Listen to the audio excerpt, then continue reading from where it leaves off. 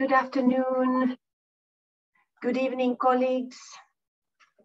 Thank you so much for joining us at today's briefing to stakeholders on the 7th Multi-Stakeholder Forum on Science, Technology and Innovation for the Sustainable Development Goals, or the STI Forum, which will be held this year from 5 to 6 May.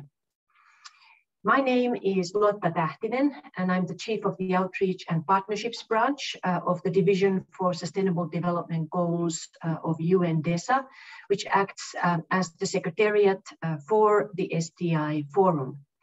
I'm very happy and pleased to welcome all of you to this online briefing, which is organized by DESA together with the co-chairs of the 7th STI Forum, the permanent missions of Tanzania and Ukraine. Before we start with our briefing, let me please make a few housekeeping issues. First of all, please note that this virtual briefing is being recorded. We will make the recording as well as the presentations and all relevant information available on the event website, and we will also share this information with all the registered participants. Secondly, we would be very grateful if the speakers could please keep their cameras on while they are speaking. We would also like to ask all the participants to please ensure that your microphones are muted when you are not speaking to avoid any interference. Lastly, we would like to invite you please to use the chat box to ask questions or share any comments or suggestions that you may have. If you do type in the chat box, please make sure to also include your name, organization, and country when typing in your question. So now let's move to the next slide, where we have a brief overview of today's agenda. We will start by hearing welcoming remarks from the co-chairs of this year's STI Forum, the permanent representatives of Tanzania and Ukraine to the United Nations. Afterwards, my colleague Alex Roll will give a brief update on the preparations for the STI Forum, the related events, and opportunities for stakeholder participation. This will be followed by stakeholders and an interactive dialogue. And we will conclude this event at 10 o'clock, New York time. As you can see, it's a very full agenda, so we would be very grateful if interventions could please be kept within the preset time limit we have indicated on the schedule.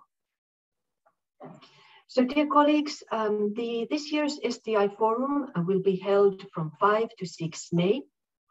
It will be convened by the President of the Economic and Social Council, His Excellency Mr. Colin Vixen Kelapile, who has appointed two co-chairs, His Excellency Mr. Kennedy Gottfried Castor, who is Ambassador and Permanent Representative of Tanzania to the United Nations, and His Excellency Mr. Sergei Kuzlytsa, Ambassador and Permanent Representative of Ukraine to the United Nations.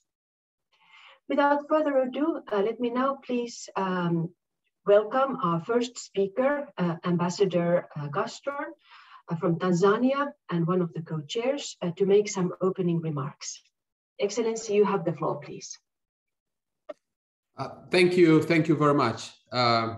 Distinguished delegates, ladies and gentlemen, on behalf of Ambassador Sergei, the permanent representative of Ukraine to the United Nations, and on my own behalf, I would like to first thank you for joining the informal technical briefing this morning on the 7th Multi-Stakeholders Forum on Science, Technology and Innovation for the SDGs. Many thanks also goes to colleagues from the UN-DESA, the Secretariat, UNICTAD, the Interagency Task Team on STI for the SDGs, the Department of General Assembly and Conference Management, and the 10-member group of the high-level representatives for their continued work and assistance to the co-chairs. Distinguished delegates, it has been more than 3 months since the president of ECOSOC, His Excellency Ambassador Colin Kelapile, issued invitation to the STI Forum, and we are pleased to share further progress made in preparation for the STI Forum and to be able to answer your questions related to the forum. Allow me now to highlight some information that will be useful for your preparations. And I will start with the focus of the forum. This year, the forum will focus on science, technology, and innovation for building back better from the coronavirus disease, COVID-19, while advancing the full implementation of the 2030 Agenda for Sustainable Development. In line with its mandate, the forum serves as a global and multi-stakeholders mechanism for both developed and developing countries through pragmatic and in-depth discussions of a wide range of technology issues. The STI Forum will be held over a period of 2 days, specifically on the 5th and 6th May, with the pre-event day on the 4th May for side events. It will comprise of an opening and a closing, a ministerial session, 6 thematic sessions, 3 special events, as well as several informal pre-events and roundtables. It will also feature a virtual exhibit and selected side events.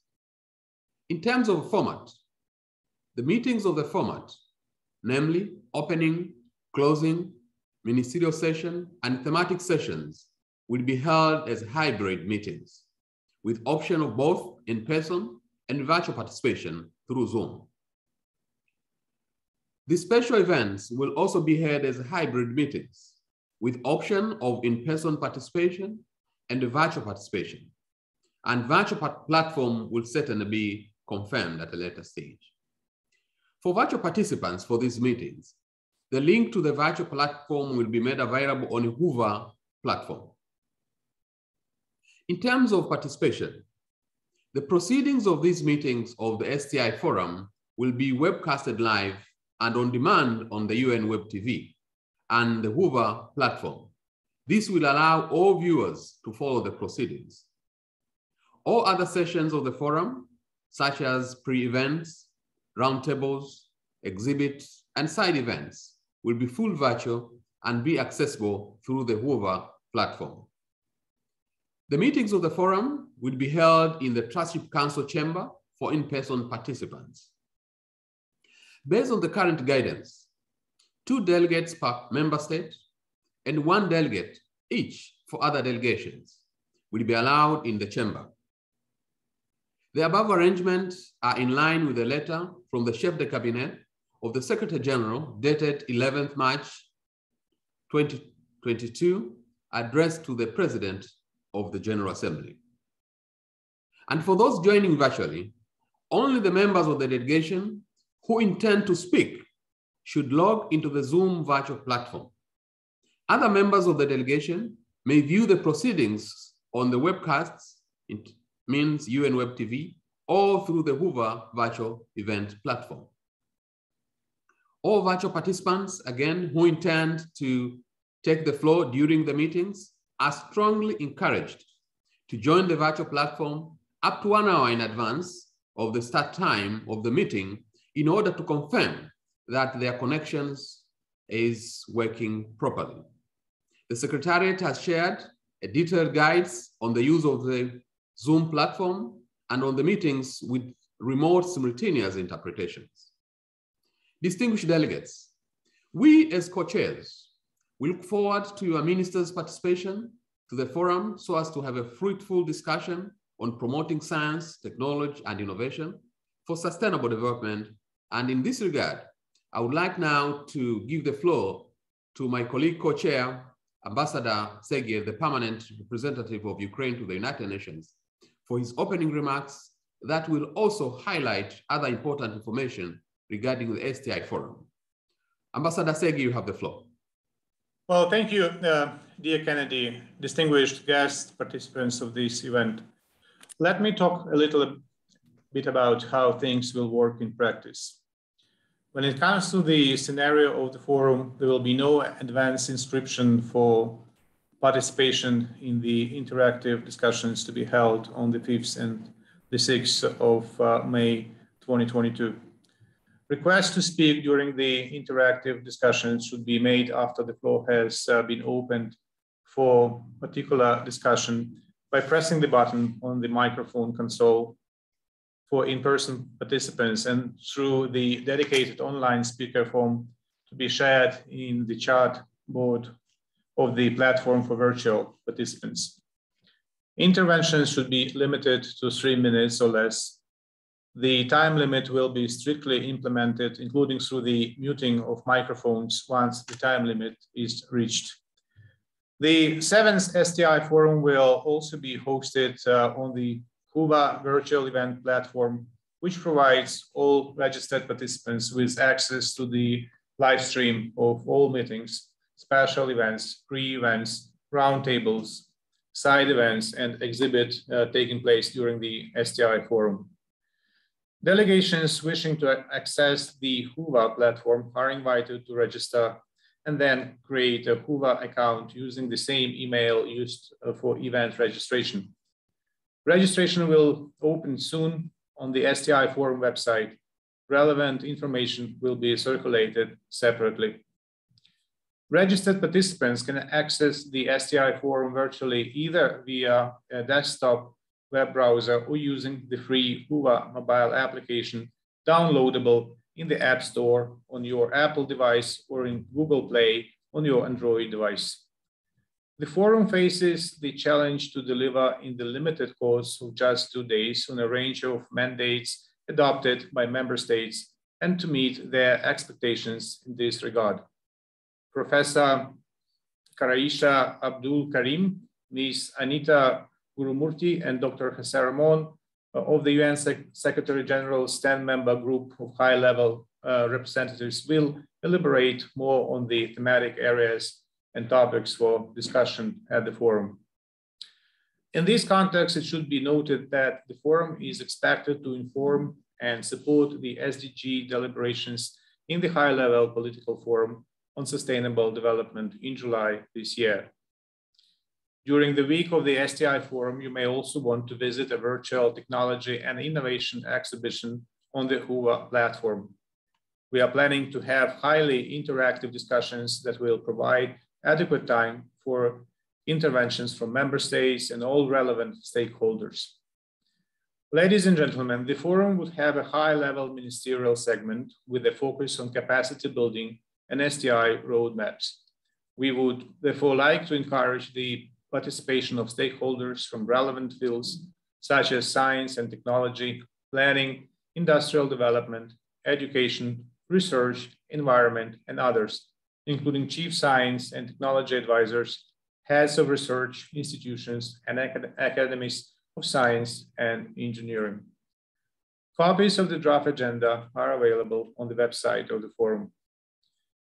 When it comes to outcome, rest assured that as last year, we will consider key results from the meetings as well as from the call for innovations and side events in our formal summary of the STI Forum to be transmitted to the high-level political forum on sustainable development. On conclusion, I would again like to thank the UN Interagency Task Team and the 10-member group for their work and dedication. In particular, I'm grateful to colleagues at DESA and UNCTAD. They have shown a strong commitment to ensuring the success of this endeavor. Going forward, we will keep you informed and engaged on the progress made. We look forward to hearing your thoughts and suggestions to carry on this conversation towards the STI Forum in May and beyond. As to agenda of the forum, I know that Alex from DESA has prepared a presentation for us. So without further ado, please, Alex, the floor is yours.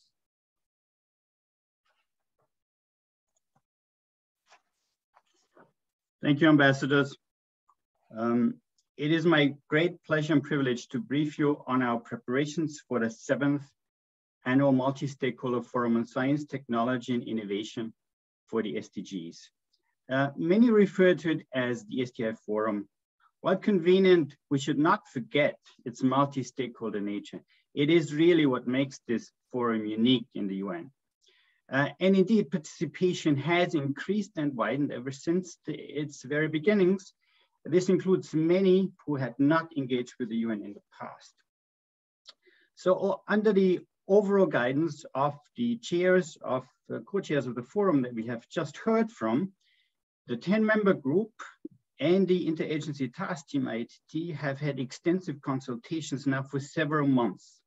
Our starting point were, of course, the HLPF theme and the SDGs in focus this year, SDGs 4, 5, 14, 15, and 17. But we looked also any interesting links to issues around digital technologies, AI, climate change, and COVID. So let me just briefly walk you through the agenda. What have you come up with? Next slide, thank you. On the 5th May, the first day, we start with 2 informal pre-events. There were reports on the outcomes of key events and forums by UN system and TFM partners. Our forum will build on the outcomes. A high-level opening session with keynotes, like in previous years, will be followed by a ministerial session structured along the SDGs in focus and the themes just mentioned by the co-chairs of the forum. Special event 1 will discuss global research cooperation, funding, and partnerships. A dedicated event will allow for interaction with innovators and eminent women scientists and engineers, somewhat similar to last year. I will get to this in a minute. Thematic session 1 will explore key aspects of STI at the current COVID conjuncture. This will build directly on related discussions in the CSTD, which just took place in Geneva. Thematic session 2 will discuss the status of innovations in education and identify ways forward towards quality access and the common good. Special event 2 will be an opportunity to exchange views with a 10-member group on a global science policy advice. And finally, Roundtable 1 will look at science policy advice at the national level, a discussion which will be organized in cooperation with IEC, which you all know very well. In case you wondered, the sessions shaded in blue and yellow will be held in hybrid format, and all the others will be fully virtual. This has been mentioned just by the co-chairs, and they will get to it in a minute again. Next slide, please. The second day, the 6th May, will start again with an informal roundtable. It will assess the role of STI in addressing the global supply chain crisis, the food security issues, and related cross-border knowledge flow issues, things that are in the minds of everyone these days. Thematic session 3 takes a deeper look at global, national, and local innovation ecosystems. Thematic session 4 on global digital public goods, digitalization, artificial intelligence, and connecting the world by 2030. This builds on previous years. We've had it every year now, and I'm very excited about this session. Special event 3 builds on the innovation ecosystem session. We'll specifically focus on the STI for SDG roadmaps initiative, its partnership in action, and related capacity building. Roundtable 3 will look in more depth at some of the issues contained in science policy briefs submitted by STI stakeholders and experts. This will also include presentation of the interagency report on this very title, Emerging Science, Frontier Technologies and the SDGs. Roundtable 4 will explore the state of knowledge on science and technology futures and scenarios for the SDGs. What is possible and what does it really take? Thematic session 5 will discuss emerging carbon dioxide removal technologies. We'll look at actual technology deployment and assess implications for ocean and terrestrial ecosystems.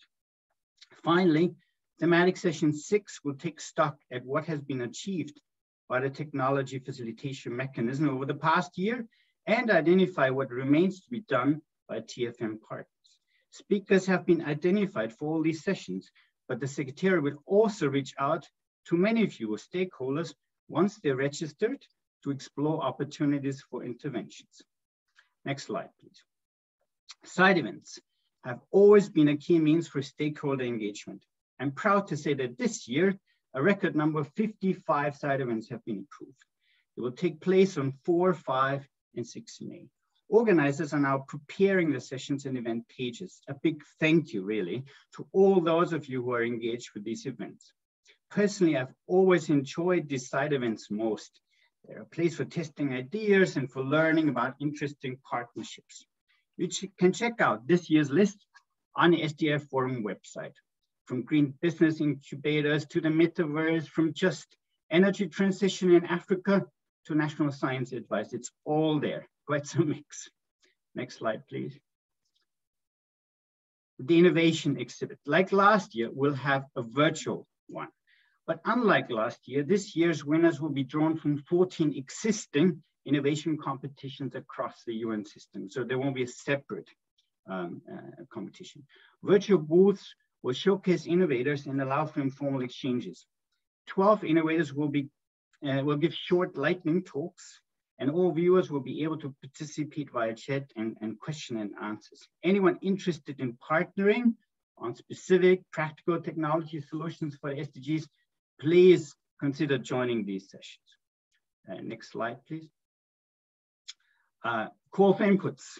I would say the most open option for scientists and engineers to be heard at a forum is the call for inputs. Everyone with expertise and something to say can contribute by submitting a science policy brief. And many of you have done.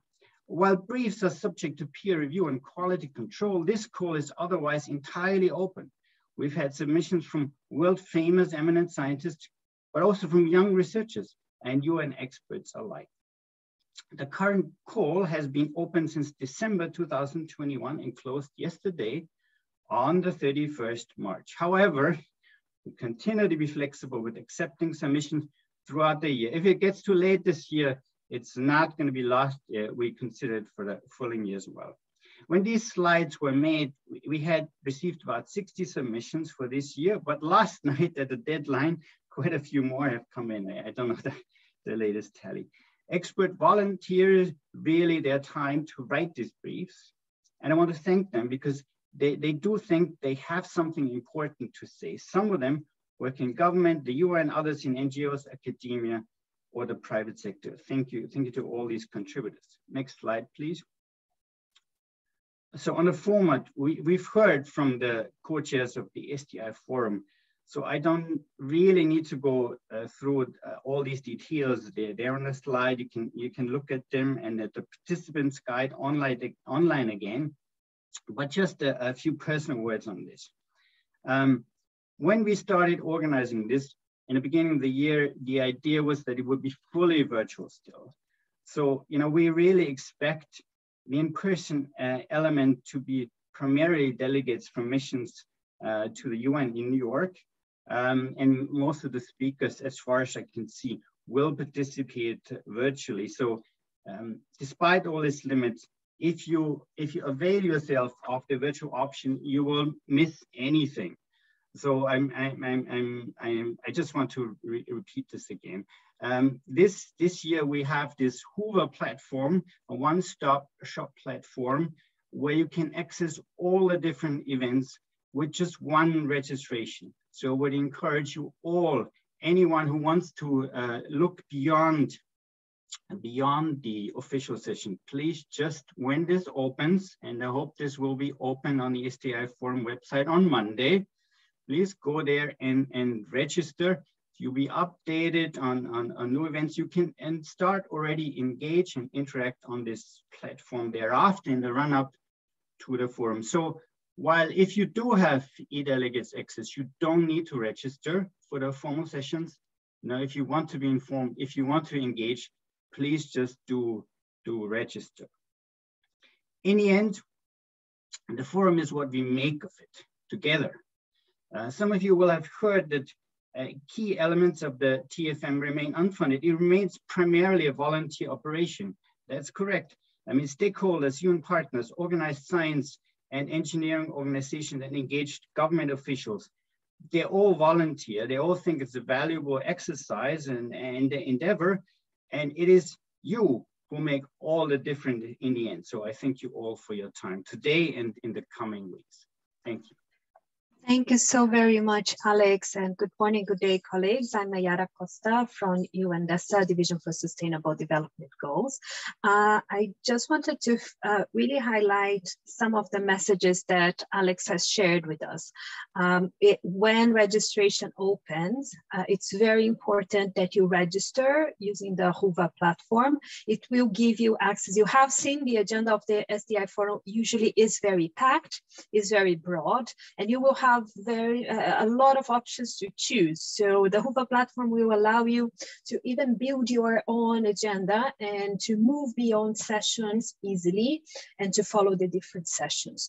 Also, I encourage all the stakeholders to register to Whova because we will be communicating with the registered participants for opportunities and speaking slots. The STI Forum usually opens a number of speaking slots for stakeholders, and we follow the registration to see those that are interested. We usually recommend and usually prioritize those that speak on behalf of networks, constituencies, major groups, and other stakeholder sectors. But we will try to accommodate as many inputs as we can and interventions during the forum. And other than that, we really encourage you to join, to follow the side events, to follow the sessions. And as the planning and the process evolves, we will be keeping stakeholders updated through the Whova platform and through the other communication channels that we have in DESA. If you have questions or specific comments, I really encourage you to use the chat box at this stage. We will be tracking, we'll be asking also Alex and my colleagues working directly on the planning for the STI Forum to keep an eye on the questions, and perhaps you can address some of them. And without further ado, I want us to move to the next part of this program, where we will be discussing the key themes and expectations for the STI Forum. We have lined up a very interesting group of speakers, and I'm sure you will get inspired by their perspectives as well. As they speak, please, all participants, use the chat box to make your comments, to make suggestions. I invite our speakers to also keep an eye on the chat box in case there are any comments directed to you. And I'll be asking our colleagues to keep their interventions up to 3 or 4 minutes max, so we can have some additional time for an exchange with participants. So let me start by inviting Mrs. Karaisha Abdul Karim, who is one of the co-chairs of the 10-member group of high-level representatives of civil society, private sector, and scientific community to support the UN Technology Facilitation Mechanism.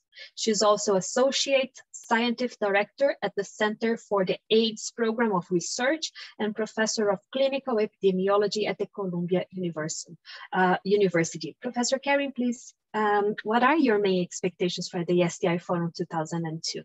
The floor is yours. Thank you.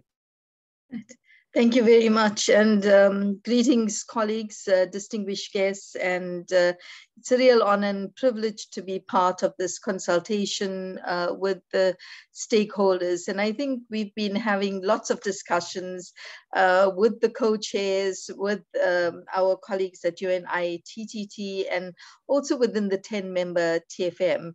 And I think the past 2 years have been just so incredibly disruptive. And I don't think anyone wants to be reminded, but unfortunately, the COVID-19 remains with us.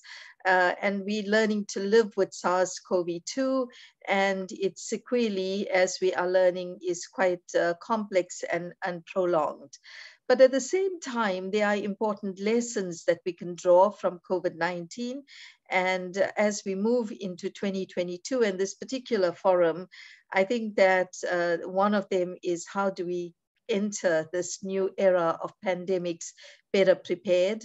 and what are the lessons we can learn, both in terms of dealing with the new epidemics and pandemics, but also its impact on lives and livelihoods. And we've seen devastating disruptions on this front. We've also seen, particularly because this is a Science, Technology, Innovation Forum, I think it really underscored, COVID-19 underscored the hope that there is in science. And that hope that we saw, the role of science in terms of development of diagnostics, vaccines, and therapeutics in record time, the role of science advisors to national governments and regional and continental bodies, the role of science communication to allay fear and anxiety in the general public. And I think those are important foundations that have been laid that cannot be reversed.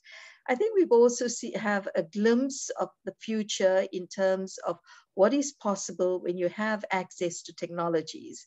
And while we've seen that possibility and what it can achieve and the resilience that's possible, we've also seen huge disparities revealed in terms of those who had access and who have not. An example is participation in virtual meetings such as this. But also in some instances, and I want to focus a little bit on education, where one of the themes is about its impact on education.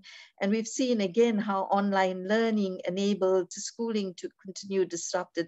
But the biggest cost has been to children, and we still have to understand what the cost is of this whole cohort of young people whose lives were disrupted, because schooling is not just about education, it's a whole social interaction and interface. But as we think about pandemics, we also were reminded that in situations where the entire world is under threat, that we have to look at science in a different way. We have to look at science as a global public good. And what does a global public good mean? It's about equity and access to things that will help all of us.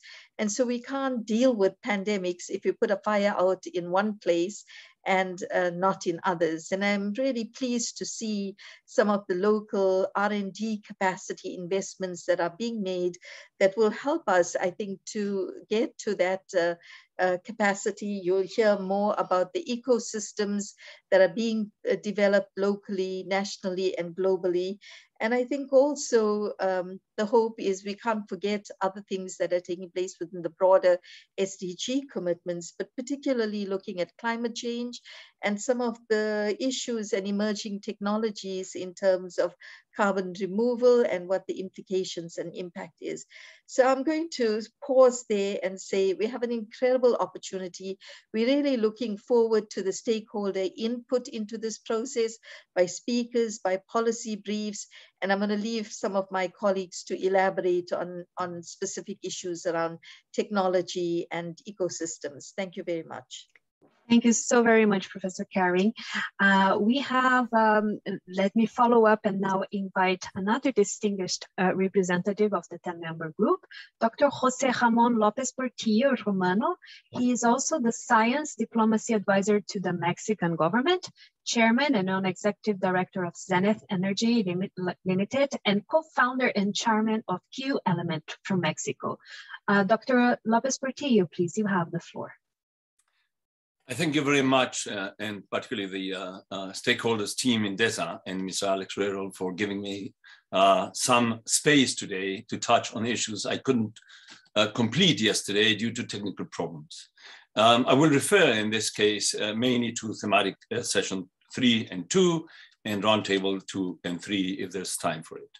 Well, in the current disruptive global dynamics, the role of innovation acquires a growing strategic importance to navigate the great transition that is upon us like a tsunami. Unfortunately, the ingredients to foster a strong and sustainable innovation culture and system towards the SDGs remain elusive for most countries in the global south, and also for disadvantaged and vulnerable people in all countries. And many lack, for example, the crucial ability to assess risks and to access financing. Most companies and individuals rightly fear that their ideas will be ignored, stolen, sabotaged, or exploited by more powerful or cunning third parties, and that the capacity to innovate lies elsewhere. But crises are cradles of great transformations. So within the group of 10, we have launched the proposal to create an international network of banks of ideas and funds for innovation as a repository for the identification of problems, opportunities, and solutions open to all. Beyond mere incubators, this ecosystem would be an effective, inclusive mechanism for the generation, legal, protection, management, and financing of a portfolio of best ideas, innovation projects, and opportunities to create new sustainable markets. It would effectively guide the STI for SDG efforts in an articulate, homogeneous, far-reaching, scalable, equitable, systemic, collaborative, and I would say global manner. We have to ask ourselves, what is the risk of not innovating for the majority of the people of the world? And what is the risk of putting resources into innovation? You as stakeholders could help find the right answers. Thematic session 3 of the 7th STI Forum aims to showcase various local, national, mission-oriented innovation approaches by governments and startups and specific good practices and proposals. This session, along with session 2 on innovations in education, as was mentioned by Mr. Alex Rero, addresses the challenges of structuring an effective organization at the national and local levels that prioritize tasks and empower people to engage in mission innovation and in securing sustainable funding. They will also report on what has been learned from the STI for SDG Roadmap Pilot Program and the emerging Partnership in Action.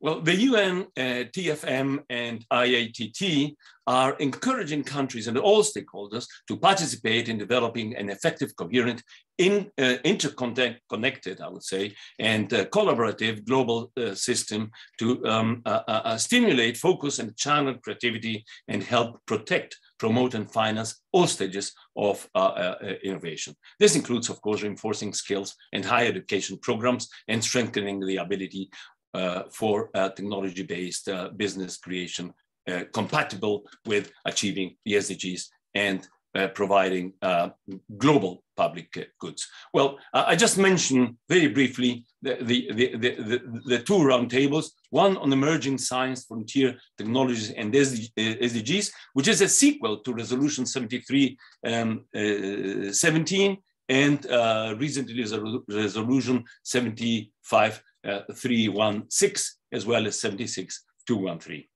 It is important that we have a constant analysis of what is happening and how fast these things are changing our world. Well, I stop here and I thank you very much for the space given to me. Thank you very much, Dr. Lopez Bertillo. I'm happy technology helped serve us today, and we are actually lucky that to have you with us also today. Next, we have another representative of the 10-member group with us today. I also want to invite all participants to take a look at the website of the 10-member group, and you can see the diversity of representation of lines of research and thought that is really supporting and guiding us in advancing this agenda. So let me invite Dr. Anita Gurumurthy, who is founding member and executive director of IT for Change. She's based in Bangalore, India. Mrs. Gurumurthy, we would be grateful to hear your views on how science, technology, and innovation can support in the COVID-19 recovery efforts and SDG implementation. The floor is yours, please.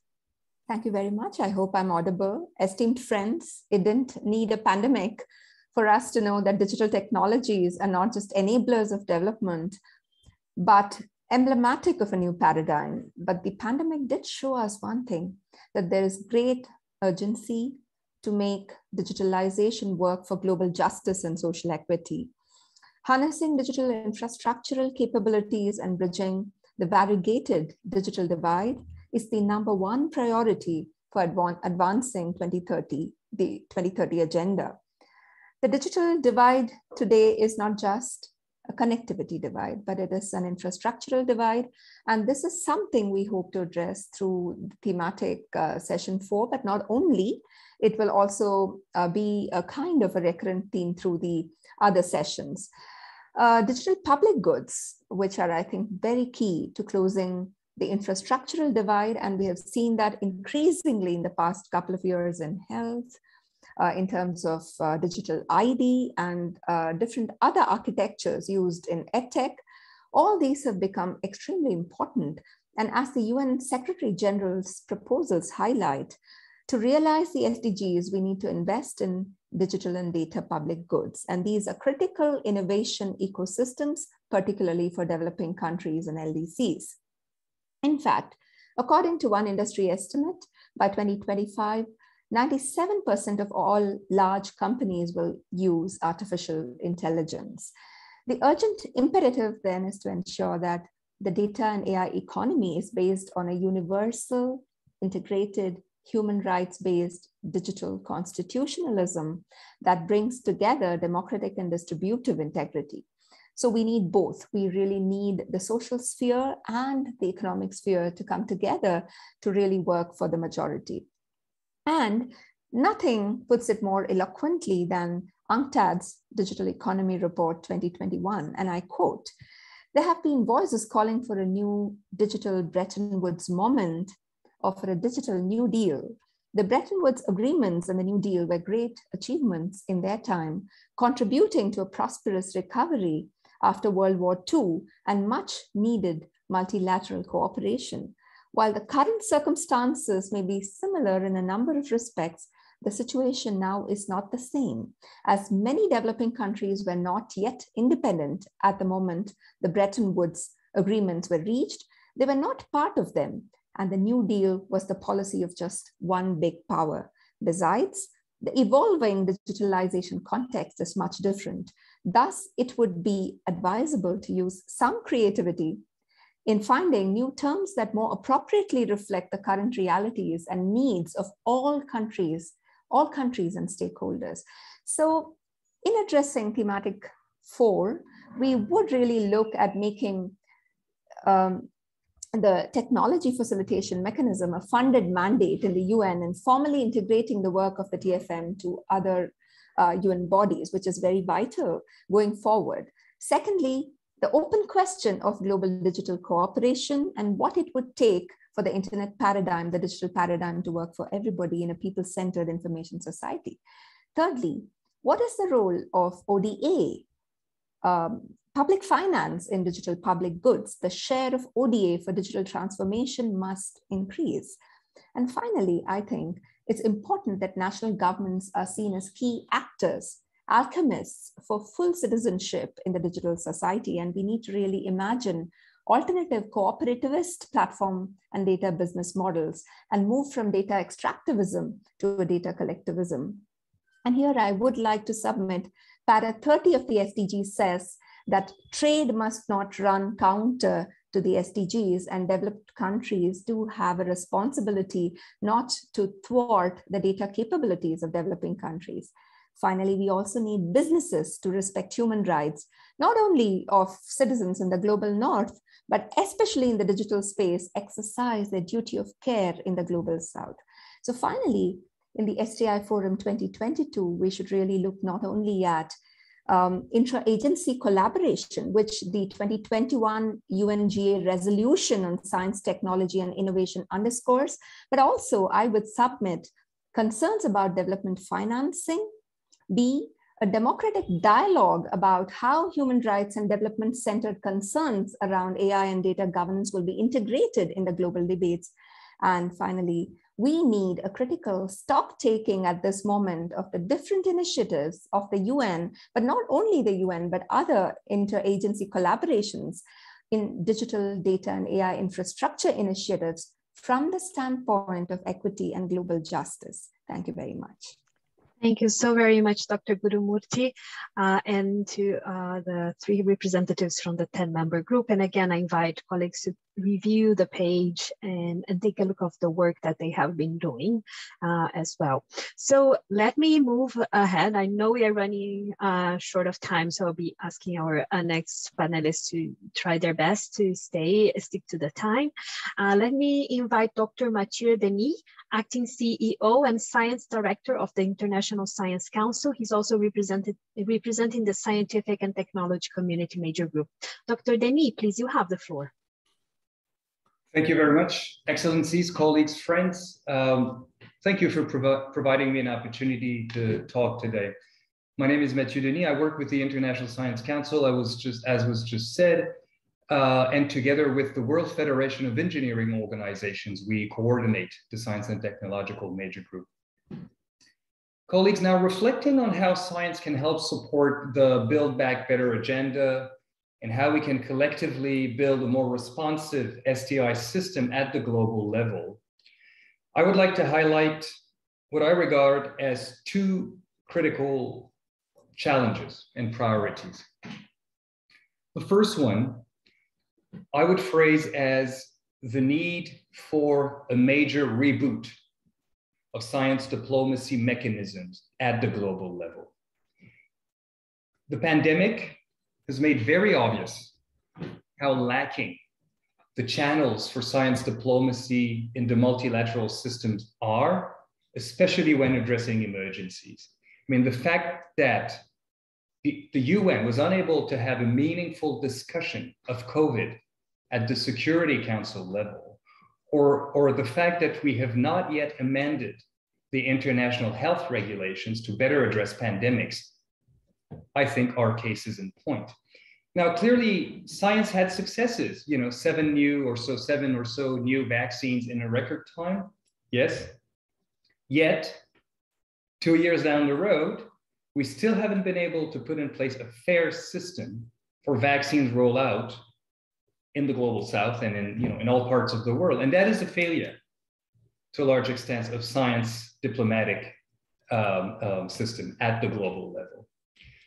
Now, clearly, the willingness of Secretary General Guterres to reestablish a scientific advisory board for the UN Secretary General Office would be a critical step in the right direction, but we still have a long road to go. The second challenge, colleague, I think that we are facing as an STI community is that in the 3rd decade since the adoption of the Millennium Development Goals, our international STI ecosystem is still not geared to produce the knowledge that societies and policymakers need to achieve the SDGs by 2030. We know, because we've been repeating that for years now, we know that we need profound changes in the STI system towards solutions-oriented science, towards science that is co-constructed with non-academic stakeholders. And we know that that means profound changes in the reward system and the way science is evaluated at the national level, at the institutional level, obviously at the international level. Perhaps the most urgent priority in that sense is to rethink our international science funding mechanism. In order to be able to fund research in all parts of the world, regardless of where the funding comes from. Those blockages in our global STI system, colleagues, starting with the funding, is no longer an issue for science or for science ministers to solve. It has become the condition for the future of our societies, of biodiversity on Earth, and incidentally, therefore, for the condition for achieving the SDGs by 2030. And so I hope that we'll be able to put those issues on the agenda and in our discussion when we meet next in May and in July. So once again, colleague, I'll stop here. I thank you very much for the opportunity to share those few thoughts in the lead up to the forum. Back to you. Thank you so very much, Dr. Denis, and we look forward for your participation during the STI Forum as well. Let me move now to our next speaker. Let me invite Ms. Carolina Rojas, who is representing the Children and Youth Major Group. Ms. Rojas, please, the floor is yours. Thank you, Nayara. Well, thank you for the opportunity to speak on behalf of the Major Group for Children and Youth, or MGCY, which is the self-organized space for children and young people in UN processes related to sustainable development. But allow us to first congratulate the co-chairs of the STI Forum from the Permanent Mission of Tanzania and Ukraine and UNDESA for the important work. Carolina, I'm sorry, it's just that we can't see you. I just don't know if you have your camera open or if there is there anything blocking. Oh yeah, sorry. Yeah. Now we can go. Sorry about that. No, sorry for that as well. The MGCY has been engaging since the first STI Forum in 2016, and we are eager to continue working together for the SDGs. But as the world continues to build back better from the COVID-19 pandemic, this 2022 STI Forum presents a unique space for stakeholders, member states, and UN agencies to examine the role STI will play in sustainable recovery. We think the science, technology, and innovation community has an opportunity to promote inclusive and sustainable development where economic growth is achieved without compromising the environment or driving social inequality. As the MGCY Science Policy Interface platform, we focus on organizing youth action, generating and distributing knowledge, and building capacity among young scientists, engineers, and innovators to effectively implement, monitor, and review the SDGs and the 2030 Agenda. But based on our past work, we have a few recommendations about how to collectively work together as stakeholders to most effectively leverage the multilateral system to achieve the SDGs.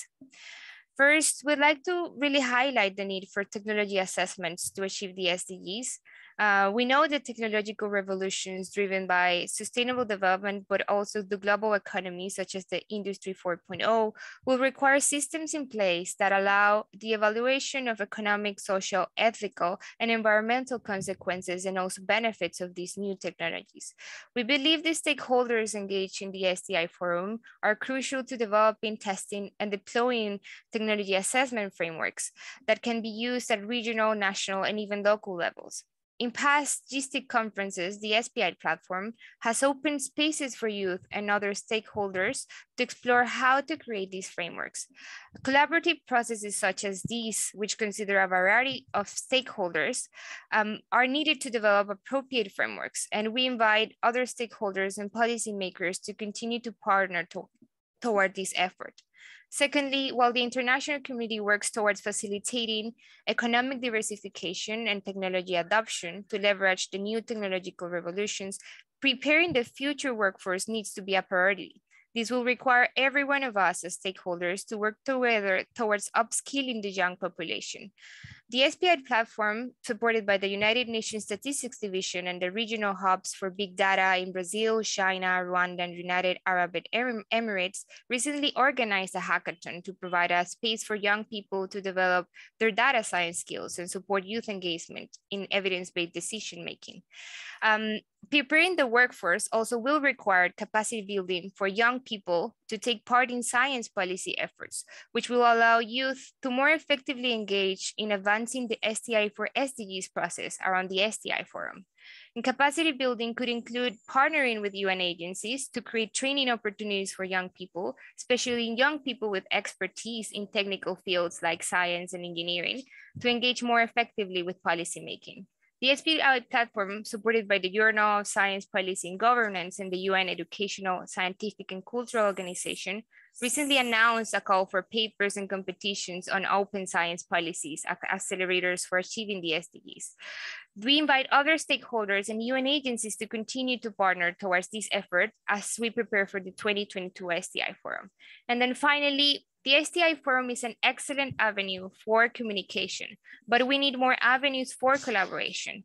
As we head into the third year of the UN's Decade of Action, greater focus at the 2022 STI Forum should be placed on how to engage stakeholders in the actionable parts of the technology facilitation mechanism.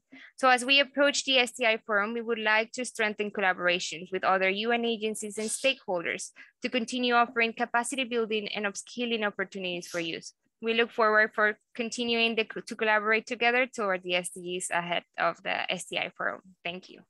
Thank you so very much, Carolina. And we look forward for the always active engagement of the Children and Youth Major Group and youth in general. Thank you so much. Now let's move to another, and it will be our last speaker of the day. I know we run very short in time, but let me invite Michelle Gopal, who is the IOE Special Representative to the United Nations, and she's also representing the Business and Industry Major Group. Shea, please, you have the floor. Well, thank you and good morning to everyone. The advantage of being last is I had so many distinguished guests in front of me. They said many of the ideas that I was going to share with you today. So I will be very brief in my intervention. So from a business perspective, and I'd just like to say from the front, business is not just multinational companies.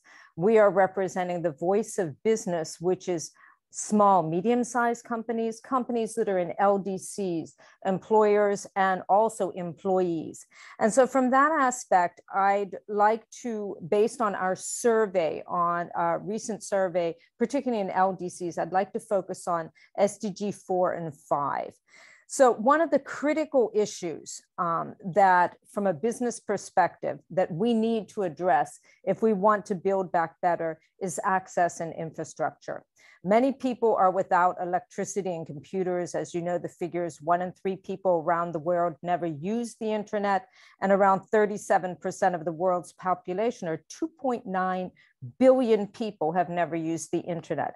This is absolutely critical as we try to build back better, and as we talk about the just transition of trying to increase better jobs, particularly climate-friendly jobs.